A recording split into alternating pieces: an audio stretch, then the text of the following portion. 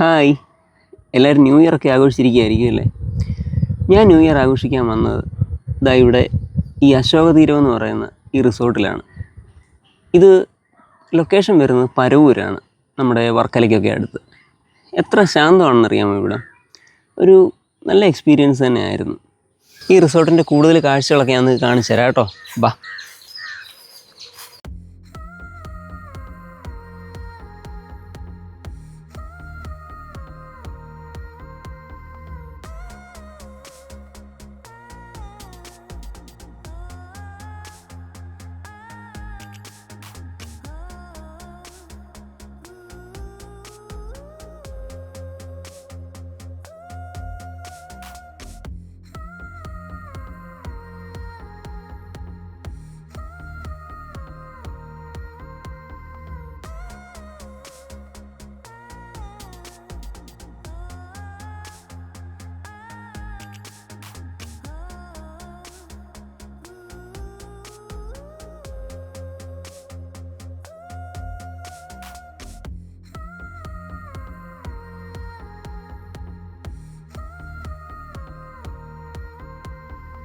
പേരുപോലെ ഇതൊരു അശോകതീരം തന്നെയാണ് കേട്ടോ.